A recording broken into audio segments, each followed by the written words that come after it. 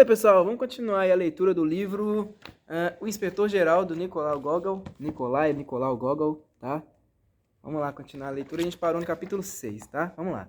Na casa do governador, mãe e filha continuavam implicando uma com a outra. Dona Ana ainda culpava Maria por estarem sem saber de qualquer notícia a respeito do inspetor. Por ser vaidosa demais, tanta demora para colocar um lacinho no cabelo, um brochinho no decote, atarrachar os brincos, é que estavam ali ignorando os fatos essenciais sobre o importante personagem que acabara de chegar. Maria escutava, mas não ouvia. Já estava enjoada de lenga-lenga da mãe, sempre agitada quando se tratava de novidades. Debruçada na janela, em tom enfastiado, garantia: "Mãezinha, calma, daqui a pouco teremos notícias, saberemos de tudo, tintim por tintim." Mal acabara de falar, viu alguém no final da rua aproximando-se. "Mamãe, corra! Tem alguém vindo para cá!" Dona Ana precipitou-se para a janela, escancarando-a. "Saia daí, deixe-me olhar. Não consigo ver direito. Quem será?" "É Dobchinski, mãezinha." "Ora, que nada. Você vive imaginando coisas. Aquele ali nunca foi Dobchinski. Mas quem será?" "É Dobchinski. Juro que é, mãezinha," insistiu Maria. "Pois não é," replicou a mãe, autoritária como sempre. Dona Ana não enxergava bem, contudo, muito mais vaidosa do que a filha, negava-se a usar óculos. Apesar disso, continuava a ser senhora da verdade. "Não é Dobchinski. É Dobchinski, mãezinha." Afinal, Dona Ana notou, apertando bem os olhos, que era mesmo Dobchinski. Mas isso não fez com que deixasse de implicar. "Sim, agora estou vendo que é Dobchinski. E daí? Isso é razão para uma filha contradizer a sua mãe?" Dobchinski acabou chegando e logo caiu nas malhas da ansiosa esposa do governador, que se esqueceu de cumprimentá-lo. "Que papelão o senhor fez! Deixou-me assim, sem saber das ocorrências, como se eu não merecesse maior consideração de sua parte. Lembra-se de que sou madrinha de Lizenska e Vânia? Somos compadres. O senhor deveria envergonhar-se de deixar-me alheia dos pormenores sobre o forasteiro." Dobchinski aturou impassível toda a chateação, pois já estava habituado à tagarelice infidável de Dona Ana. Saudou as duas damas, relatou-lhes o que acabara de presenciar e finalmente pôde cumprir a tarefa que o havia levado até lá. "O seu marido envia-lhe este bilhetinho," disse, estendendo-lhe o papel. Dona Ana nem sequer olhou tal bilhetinho, estava ávida por saber as novidades. "Afinal, o inspetor é um militar de alta patente? Um general? Como foi tudo? Como os fatos se sucederam? Conte logo, sem demora, que já esperei demais," gritava. Dobchinski passou a contar num fôlego só que o estranho inicialmente recebera Antonovitch com uma certa reserva, meio zangado, reclamando muito do hotel e dizendo não estar disposto a ir nem à sua casa nem à prisão por causa das coisas que havia descoberto sobre ele. Mas depois, quando percebeu a inocência do governador, pareceu ter mudado totalmente de opinião e acabou tudo correndo na paz do Senhor. Acrescentou que naquele momento ambos tinham ido visitar o hospital. "Bem, na verdade," prosseguiu, "tanto o governador como eu já estávamos ocupados, achando que talvez houvera algum comentário maldoso feito em segredo."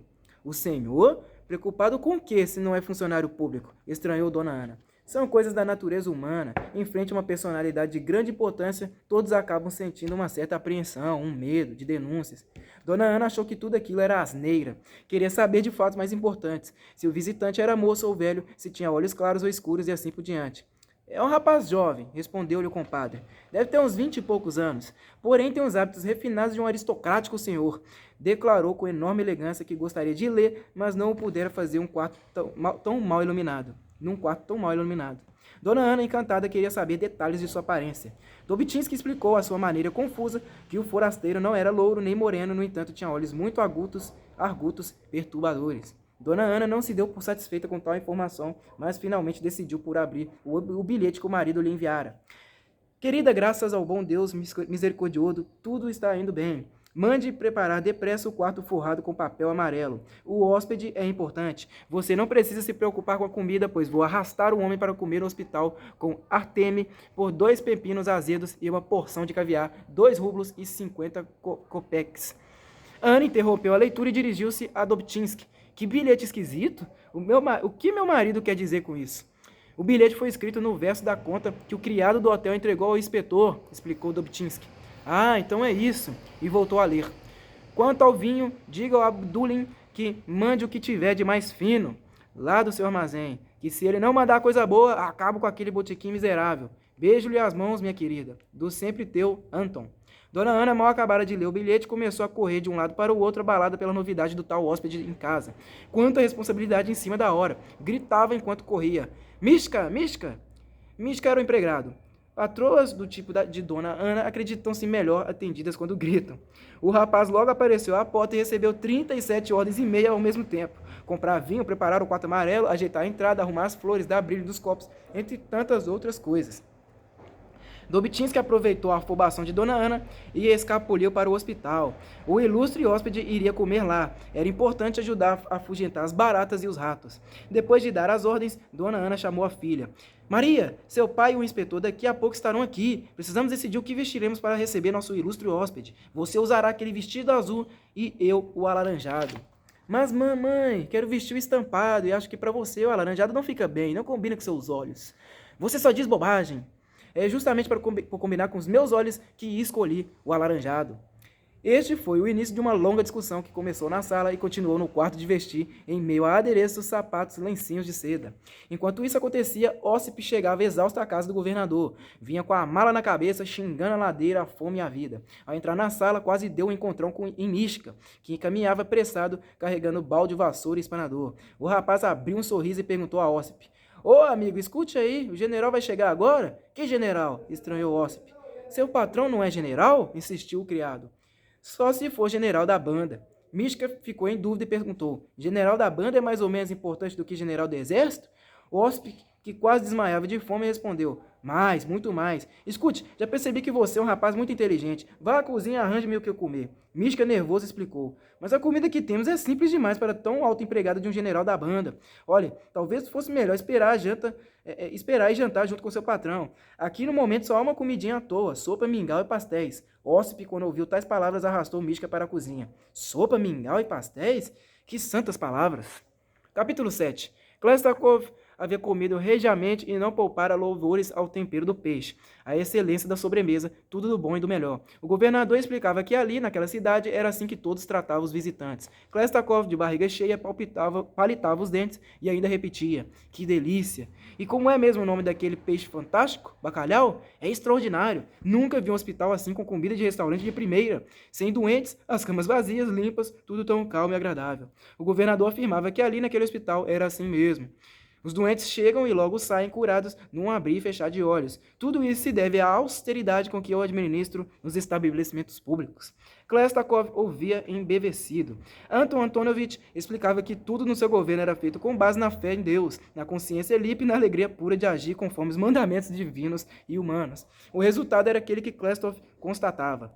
Porque a doença aqui não tem vez, continuava, animado pelo vinho. As ruas asseadas, os presos bem tratados, os funcionários públicos bem remunerados, tudo isso no empenho meu, pessoal, pelo povo. Amo o povo, sonho todas as noites com o povo, e ao despertar só penso no meu povo. Artemi ouvia abismado. Realmente o governador era bom de papo. Político vivido, sabia engambelar os ouvintes, demonstrando uma verdadeira vocação para a vida pública. Com certeza recebera esse dom de Deus. Klestakov não tardou a inventar vantagens sobre si próprio. Explicou que era dado a meditações e que gostava de escrever em prosa e em verso. Bobtinski ouvia em êxtase, bebendo cada palavra do ilustre visitante e cochichando para Dobtinski que o forasteiro era de uma cultura inigualável e de uma fineza sem par. Na realidade, depois de comer tão bem, Klestakov ficou com vontade de voltar às queridas mesas de jogo, seu passatempo predileto. Senhor governador, por acaso aqui não há reuniões sociais em que possamos jogar cartas ou coisas assim? O governador, homem prevenido, desconfiou logo que aquela pergunta tinha um certo ar de inspeção que tensionava descobrir fatos inconfessáveis. Não, nunca! Garanto-lhe que nessa cidade, por obra e graça de Deus, nem se fala em semelhantes reuniões, coisas do demônio. Tenho pavor de baralho, pavor. Todo o meu tempo é dedicado a governar e a servir a pátria amada. Ao ouvir essas palavras, Artemi teve um acesso de tosse. Na noite anterior, ele havia perdido 100 rublos no costumeiro carteado semanal com o governador. Este, embaraçado com a repentina tosse do amigo, propôs-se que fossem todos para sua casa. Dona Ana e Maria, muito enfeitadas, farfalhantes, em sedas e brocados, surgiram logo que a comitiva chegou à residência do governador. Feitas as apresentações, Klestakov imediatamente pôs-se a cortejar a dona da casa. Dizia algumas palavras em mau francês e fazia mesuras. Dona Ana, olhos baixos, sorria e suspirava dizendo: Mas como é que o senhor pode me dizer tantas bondades? Eu sou uma pessoa Eu sou uma pessoa do campo, perdão. E o senhor, um ilustre habitante de São Petersburgo, conhecedor das belezas das grandes cidades. Klestakov a interrompia. É no campo que existem as mais delicadas flores, as frutas mais saborosas. Depois de sofrer as agruras de um hotelzinho medíocre, aconteceu o lado encantador desta história, ser recebido com tanta gentileza por tão formosa senhora numa casa tão acolhedora. Foi um rasgar de sedas de lado a lado. Klestakov, sentindo que era venerado por todos, começou a exibir-se tal qual um pavão. Contou que conhecia belíssimas atrizes e que até escrevia peças de teatro, sendo amigo íntimo de Pushkin, famoso escritor e poeta russo. Observando o deleite com que os presentes o escutavam, ousou ainda mais. Sou autor de inúmeras peças de teatro famosas, como Tartufo, As Bodas de Fígaro e outras tantas. Publiquei todas elas sob pseudônimo diversos. E afirmou ainda ser escritor por profissão, mas dentre todos os seus predicados, a arte de bem recebedor tornara famoso na capital. Toda São Petersburgo sabe o meu endereço, e quando forem para lá, convido-os para meus bailes, minhas ceias, meus melões. Os melões que sirvam custam caríssimo. Condes, barões e embaixadores são meus convivas diários. E minha vida profissional, meu lado funcional, esse realmente me dá muito trabalho. No ministério, eu dirijo um departamento completo, pois comigo é tudo na exatidão. Quando atravesso uma sala, os funcionários estremecem de medo. Tentei recusar esse cargo porque pretendia me dedicar apenas à literatura, mas temi que o czar se desgostasse com minha recusa. De fato, depois de tal discurso, todos os presentes ficaram trêmulos. Klestakov falava e todos arregalavam os olhos. Quanta hierarquia! Finalmente foi convidado com muitas mesuras a conhecer seus aposentos, acompanhado pelo governador. Assim que Klestakov saiu, Dona Ana, rosada de emoção, segredou para a filha. Adoro moças assim, tão aristocratas, com maneiras tão delicadas. Filha, você reparou como ele olhou para mim? Foi para mim que ele olhou o tempo todo, lançava-me cada olhar sedutor. Novamente, filho e mãe discutiram, dessa vez com mais veemência. Dobitinsky e Bobitinsky indagavam-se sobre a patente do inspetor. Será que aquele ilustre visitante era general ou almirante? Artemio acabou confessando. A verdade é que todos estamos apavorados, nem nos vestimos com gala, como seria conveniente para receber tão ilustre inspetor. Ao dizer a palavra inspetor, a voz do diretor do hospital soou como um balbúcio aflito, como se estivesse no confessionário. E se o tal inspetor resolvesse no dia seguinte enviar uma denúncia acerca daquela aldeia aos seus chefões de São Petersburgo? Quando os convidados se retiraram, o governador, mais à vontade, somente na presença da filha e da mulher, relaxou, deixando-se cair numa poltrona.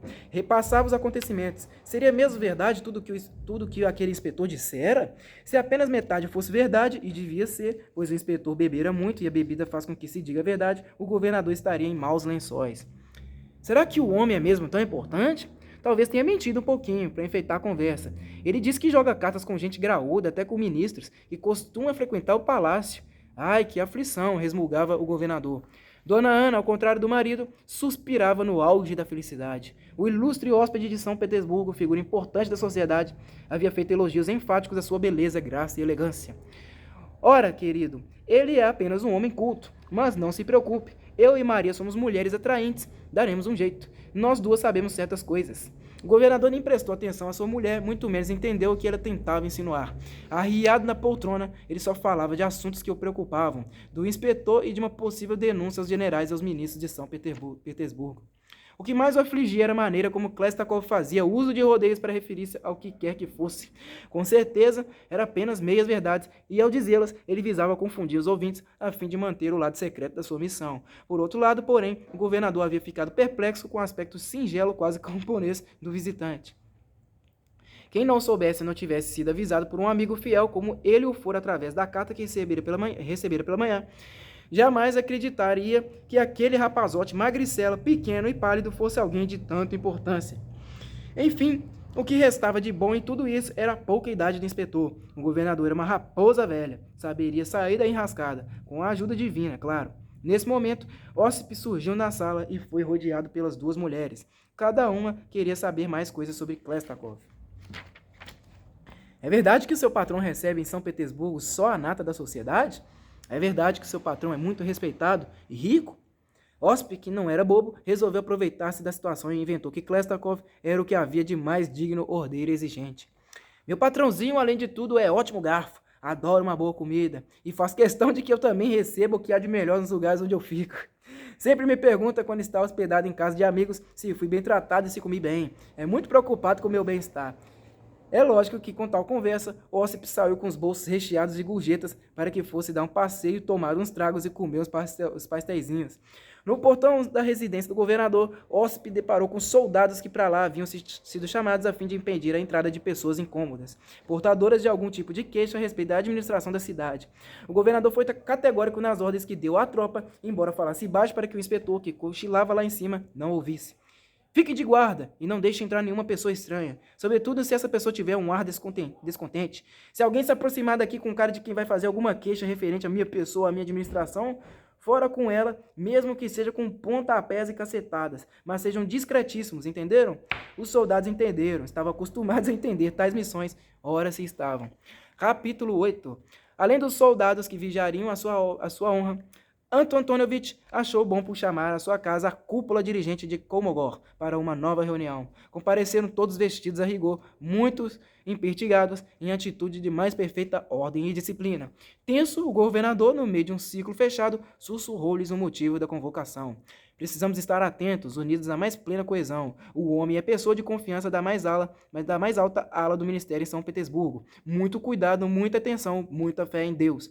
Nunca o governador fora tão verdadeiramente religioso. Falava em Deus a cada instante, aproveitando as pausas para rezar. As dificuldades iminentes, os perigos ocultos faziam brotar preces e ladainhas dos seus lábios trêmulos.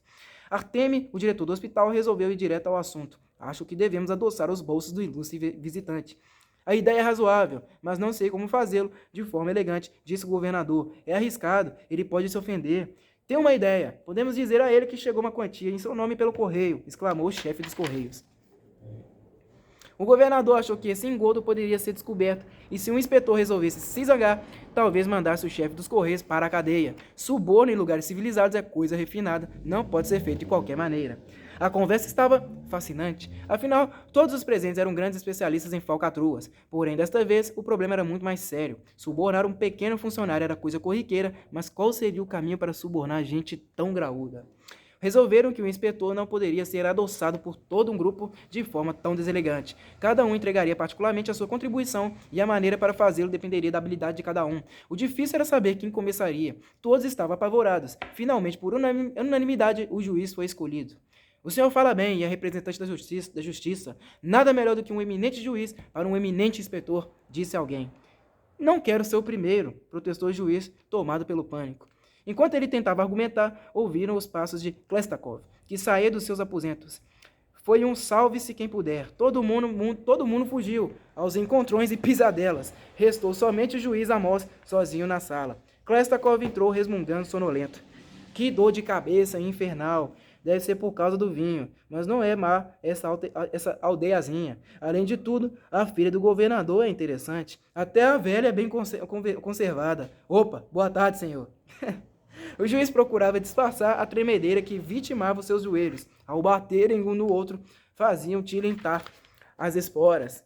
Mais uma vez, esquecera de retirá-las. Felizmente, Klestakov convidou-o a sentar-se.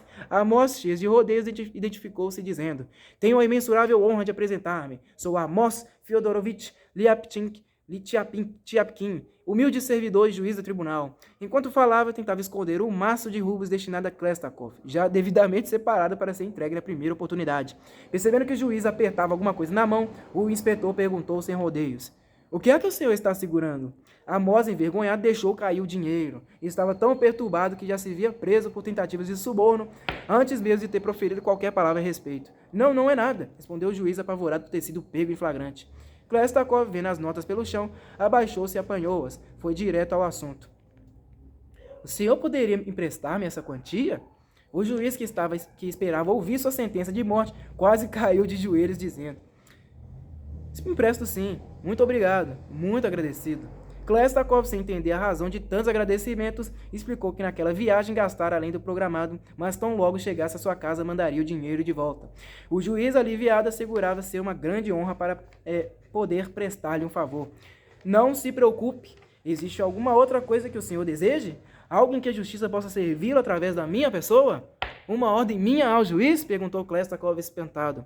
espantado. Lembrou-se então de algumas dívidas de jogo que poderiam um dia vir a aborrecê-lo na justiça e acrescentou: no momento não tenho problemas legais, mas agradeço a sua oferta. O juiz fez uma curvatura e, embora saísse da sala tropeçando, sentiu um alívio nunca antes experimentado. Boa pessoa esse juiz, disse Klestakov contando as notas que recebera de Amos. Havia chegado a vez do chefe dos Correios. Spekin declarou: com sua licença, passo a apresentar-me. Sou o conselheiro Spekin, chefe dos Correios à sua disposição. Klestakov começou a se animar diante de tanta cortesia. O próprio governador o hospedara em sua casa, o juiz lhe emprestara dinheiro. Qual surpresa aguardaria agora? Ele pensou em arrancar também de Speck uma pequena soma em dinheiro. Por que não? O pessoal daquela cidadezinha era tão hospitaleiro e gentil, não custava tentar. Iniciou uma conversa amena. Acho que estou começando a gostar muito dessa cidade pequena. Até numa aldeia a gente pode ser feliz, não é? Exatamente, é a mais pura verdade, excelência. Afinal, o que será a felicidade? Não é suficiente que o homem seja amado e tenha o respeito de seus amigos? Perguntou. É verdade, concordava o chefe dos Correios. E como ele concordasse com tudo, Klestakov deduziu que também concordaria em fazer-lhe um empréstimo. Foi ao ponto crucial da questão. Imagine o senhor que, devido a uns contratempos na viagem, eu fiquei sem dinheiro. O senhor poderia emprestar-me uns 300 rublos? Sem dúvida, com muita honra, respondeu Spekin apressadamente. Nesse instante, sem demora, está aqui mesmo. Curvou-se profundamente grato enquanto entregava o dinheiro e ainda se ofereceu para acompanhar o inspetor aos Correios. Talvez o eminente visitante desejasse verificar se tudo estava correto ou apontar algum defeito no andamento do serviço. Klestakov agradeceu, estranhando divertidamente aquela atitude semelhante à do juiz, e assegurou-lhe que não pretendia de modo algum averiguar se havia qualquer falha em seus serviços. Aliviado, Spekin fez uma nova reverência e partiu mais rápido do que um pombo-correio. Mal havia abandonado a sala, Lucas entrou e, antes que sua coragem sumisse, foi logo se identificando com grande pompa.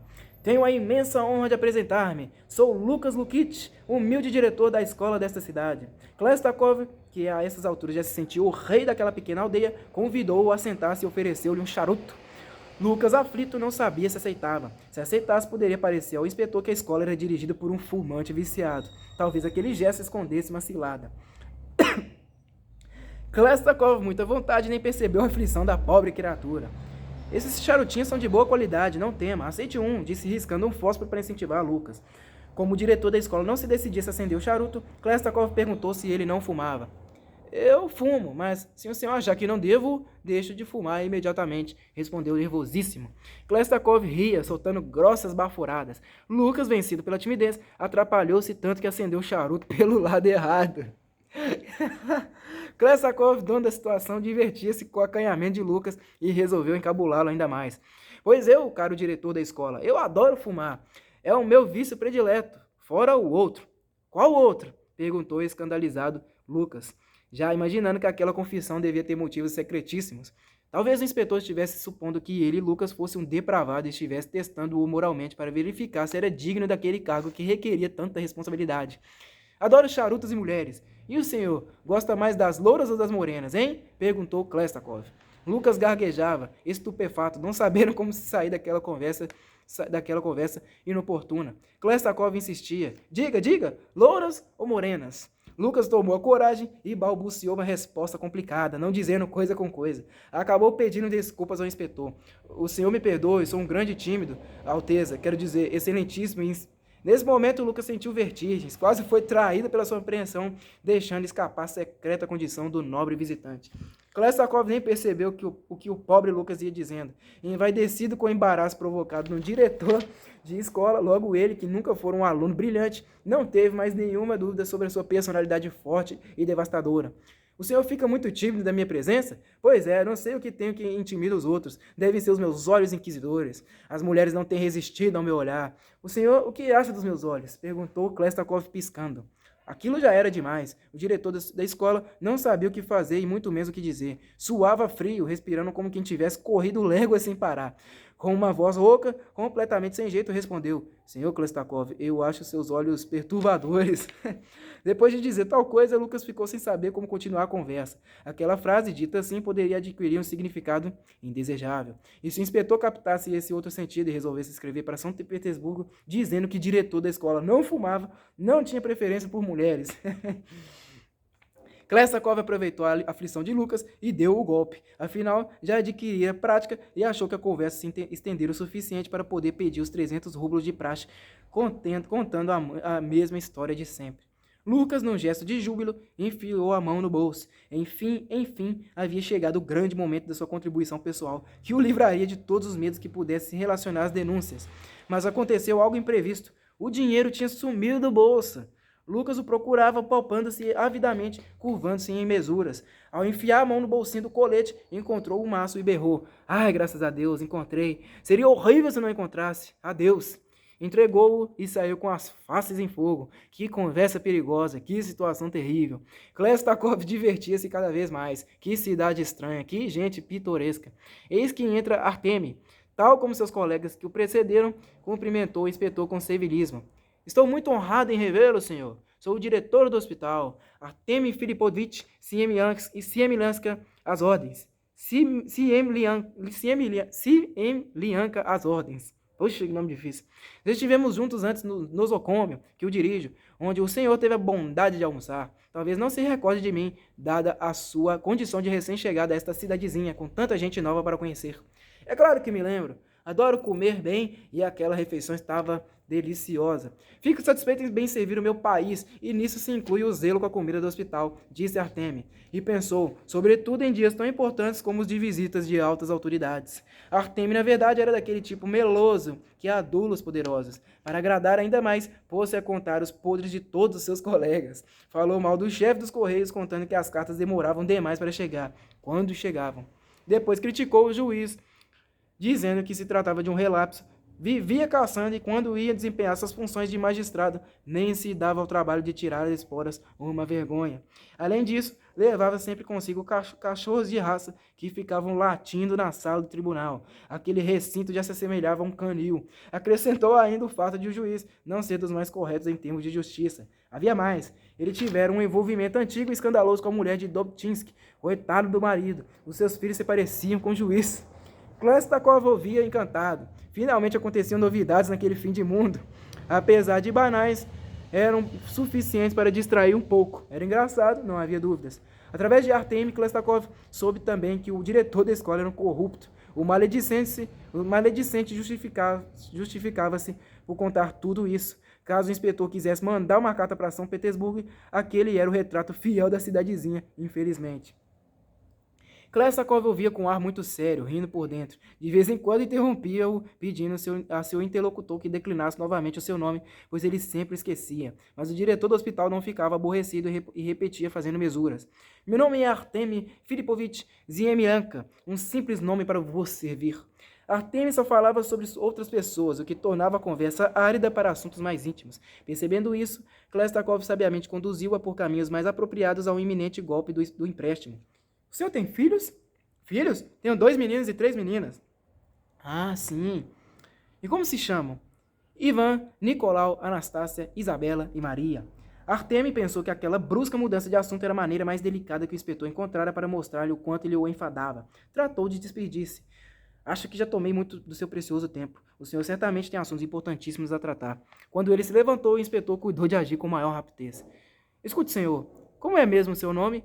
Artemi Filipovich Siemlianka, às suas ordens. Escute, senhor Artemi Filipovich Siemlianka. Ocorreu meu imprevisto durante a viagem e acabei ficando sem dinheiro. Por acaso o senhor poderia emprestar-me 400 rublos? Pois não, senhor. E desembolsando a quantia, entregou-a a Klestakov. Aqui está. Muito obrigado. Assim, Artemi saiu feliz da vida e aliviado. Mal Klestakov havia guardado dinheiro, surgiram Bobtinsky e Dobtinsky, os fazendeiros. Pedro Ivanovich Bobtinsky, às suas ordens. Pedro Ivanovich Dobtinsky, às suas ordens. Klestakov olhava para eles, imaginando se ainda teria lugar nos bolsos para mais dinheiro. Ah, sim, lembro-me dos senhores. Voltou-se para Bobtinsky. Foi o senhor que machucou o nariz, não foi? Sim, mas como vê, já estou bem, obrigado. Klestakov resolveu abreviar a conversa e ir diretamente ao assunto. Os senhores têm dinheiro para me emprestar? De quanto que o senhor precisa? Desta vez a quantia cresceu. Estou precisando de 1.000 rublos. 1.000 rublos. Os fazendeiros começaram a revistar os bolsos e conseguiram juntar ao todo 40 rublos que Klestakov recebeu com muito prazer. Dobzhinsky criou coragem para fazer um pedido ao inspetor. Senhor, eu queria pedir pelo meu filho, que nasceu antes do meu casamento. Eu gostaria que ele fosse legitimado. Isso seria possível? Klestakov garantiu que não via nada contra tal possibilidade. Dobzhinsky, radiante, curvou-se 3 vezes em sinal de gratidão. Depois veio o pedido de Dobzhinsky. Será que o senhor, quando voltar à corte, poderia mencionar aos nobres de lá que aqui nessa cidade mora Pedro Ivanovich Dobzhinsky? Poderia fazer-me este imenso favor? Klestakov garantiu que atenderia aquele pedido e os 2 fazendeiros, executando muitas reverências, retiraram-se felizes. A essa altura, evidentemente, Klestakov já desconfiava que estava sendo confundido com alguém muito importante, só não sabia quem servia. Divertia-se e beneficiava-se com isso. Resolveu até seguir o conselho de Artemi e mandar uma carta para São Petersburgo. Escreveria para um colega jornalista que daria boas gargalhadas e talvez aproveitassem as incríveis histórias daquela aldeia para criar um artigo. A situação era deveras cômica, além de financeiramente muito, mas muito atraente. Klestakov, deliciado, pôs-se a redigir a carta. Bom, pessoal, eu vou ter que dar uma pausa por aqui, infelizmente, porque eu tenho outros compromissos, tá? Como eu falei, o livro tem 94 páginas, tá? Já estou na página 60, já indo para a página 61, capítulo 9. São 12 capítulos, então a gente acaba quase finalizando. Esse livro é muito bom, cara, muito bom. Tô gostando pra caramba. Que pena que eu não tinha lido esse livro antes, né? Tava aqui, jogado na minha casa, durante todos esses anos. Mas é isso daí, pessoal. Espero que vocês tenham gostado da leitura até aqui, tá? Quem não é inscrito, se inscreva no canal, para não perderem os vídeos, né? E as notificações, acione o sino das notificações. E é isso daí, pessoal. Muito obrigado a todos e até a próxima.